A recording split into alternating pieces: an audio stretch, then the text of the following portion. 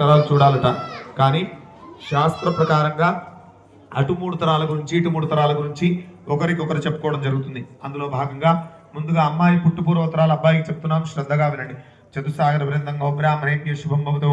కాశ్యపాత్సారణే ప్రవత్రయారుషేయ ప్రబలాన్విత కాశ్యప సగోత్రోద్భవస్య కాశ్యప సగోత్రోద్భవీం త్రిభువనాధీశ్వరీం అఖిలాండ కోటి బ్రహ్మాండ నాయకీం తత్వాతీత సచ్చిదానంద స్వరూపిణీం వింధ్యాచల శర్మనోనప్త్రీం. అమ్మవారు కాశ్యప సగోత్రంలో జన్మించారు.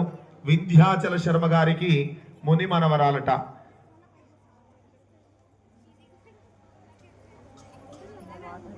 మేరు పర్వత పౌత్రీం. మేరు పర్వత మహారాజు గారికి మనవరాలట. హిమవత్ పుత్రీం. హిమవత్ పర్వత మహారాజు అంటే హిమాలయ పర్వతాలు. హిమవత్ పర్వత మహారాజు గారికి పుత్రికట. పర్వతరాజు కూతురు కాబట్టి పార్వతి అని పేరు. భ్రమరాంబికానాం సాక్షాత్ లక్ష్మీస్వరూపం పార్వతీ స్వరూపిణీం వరార్ధినీం కన్యాం. భ్రమరాంబికాను పేరుతో స్వామివారిని అర్థిస్తూ కన్యాదానం చేయబడుతూ వేదికలో ఉన్నారట అమ్మవారు. ఇక అయ్యవారి గురించి అమ్మవారికి చెప్తాం, శ్రద్ధగా వినండి. చతుసాగర బృందంగో బ్రాహ్మణేభ్య శుభం భవతు.